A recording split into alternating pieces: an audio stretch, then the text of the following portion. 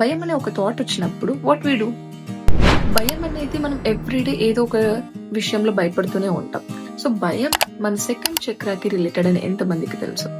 భయం అనేది మన స్వాధిష్టాన చక్రాకి రిలేట్ అయి ఉంటుంది. ఈ ఎనర్జీ చక్రాలో ఎప్పుడైనా బ్లాకేజెస్ ఉన్నప్పుడు మనం చాలా ఫియర్స్ అయితే ఫేస్ చేస్తుంటాం.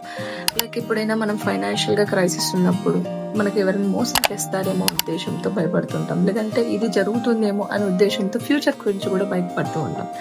సో భయం అనేది ఒక అలారం సిస్టమ్ లాంటిది. అది మన మైండ్ లో ఒకటే ఉండదు, మన బాడీ మొత్తం స్ప్రెడ్ అవుతుంది. ఆ ఎయిర్ ఒక ఎనర్జీ మన బాడీలో స్ప్రెడ్ అయ్యి మనం కొన్ని సిమ్టమ్స్ అయితే అబ్జర్వ్ చేస్తాం. లైక్ లోయర్ అబ్డామిన్ పెయిన్ అవ్వచ్చు, బ్యాక్ పెయిన్ అవ్వచ్చు, మజిల్స్ లో టెన్షన్ అవ్వచ్చు. ఈ సిమ్టమ్స్ మొత్తం మనం భయంలోనే చూస్తూ ఉంటాం. భయం అనే ఒక థాట్ వచ్చినప్పుడు వాట్ వి డూ?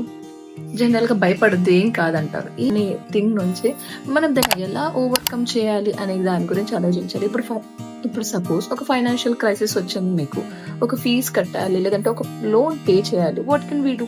నా దగ్గర డబ్బులు లేవు, నేను చేయలేకపోతున్నాను అనే దానికంటే as soon as possible I try అంటూ చిన్న ఫియర్ వచ్చిన థాట్ ని ఎలా రీప్రోగ్రామ్ చేస్తే దానికి మీకు పాజిటివ్ రిజల్ట్ వస్తుంది అనేది కొన్ని అఫర్మేషన్స్ అయితే ట్యాగ్ చేస్తాను. Try to check it out. So in case మీరు ఫియర్ రిలేటెడ్ ఇష్యూస్ తో బాధపడుతుంటే నా బయోలో ఒక లింక్ అయితే మెన్షన్ చేశాను. ఆ లింక్ నుంచి మీరు నా కన్సల్టెన్సీస్ ని పొందవచ్చు.